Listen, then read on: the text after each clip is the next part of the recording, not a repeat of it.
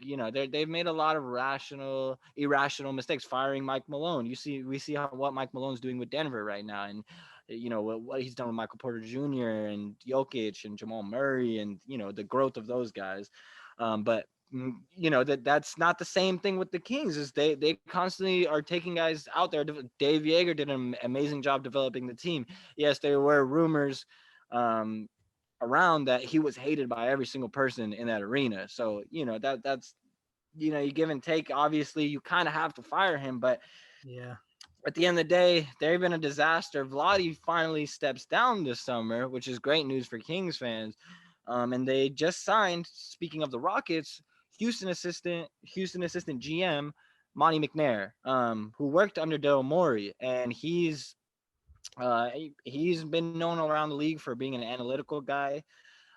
He's been known for being huge on just kind of numbers and really working with coaching staffs. He really believes on having a good relationship with coaching staff, which is something that the Kings need because they've always had issues with coaching Yeah, they've staff. always had a disconnect there. Exactly. So I think that's something that they need to figure out, as well as the disconnect with Buddy Hield right now. I mean, right now, Buddy Hield is not picking up Luke Walton's phone calls.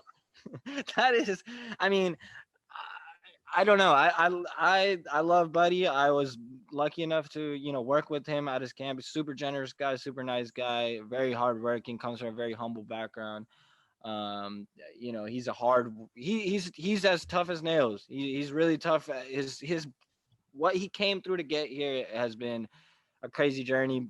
But I think at times Buddy can be a headache, and that's just being honest. I think he was being super about getting his money. He was being all like going to the public and going to the media, and then now that he doesn't like Luke and he didn't like Jaeger, and don't get me wrong, I'm not a fan of Luke at all, but I just think that the constant It's like a just reoccurring problem somewhere along the line. yeah, and exactly. I mean, what would you do if you had a player like Buddy Hield and you're Luke Walton? How do you kind of go about that when a player is literally done with you? He's just shunning you and he's like, I want out.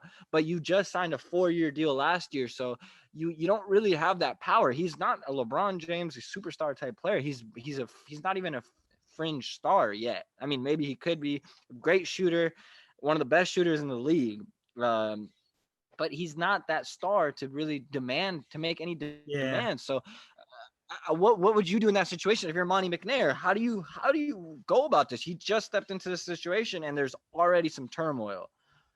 Well, first I'm calling him in and I'm telling him like, look, you got to talk to Luke. That's your head coach. Like you're gonna have to talk to him. I just be like, if you want to be here, tell me now. If you don't, let me know right now so I can get you out of here. Because it's like you said, last year it was the contract. It was also Dave Yeager he didn't like. Now all of a sudden he doesn't like Luke. He's not answering his calls. Like if you don't want to be here, tell us now so we can move on. Because as Exactly. a new GM, I wouldn't want to mess around with it too much. I wouldn't want to be trying to get a guy's trust in. I'd just be like, are you in or out? I mean, that's true. I think it's tough to kind of be like, you can't force a guy to play anywhere. This is the Yeah. NBA. They're grown men. They're gonna do what they want to do, regardless if they sign that contract. I get it. Yep. He signed a contract. He's committed to the city. He's committed to these fans. He's committed to the organization. But that's not really how the league works anymore. It's a players' league. Unfortunately for fans that are very committed to these players and they're diehards and we're obsessing over these players. They don't. I mean, they love the fans. They appreciate them, but they at the end of the day, we don't really. They don't give a shit about us. At the end of the day, Yeah. they care about what's going to benefit them, just like we all do as humans. We're all kind of selfish Mhm. at the end of the day. So no blame to them. I completely respect the player that wants to make their decision. I'm glad we're in a time where players can make their own Yeah. decision I'm and a not. big player guy. I'm all Yeah, about players having their own rights. of course, especially even as a Kings fan that's Yep.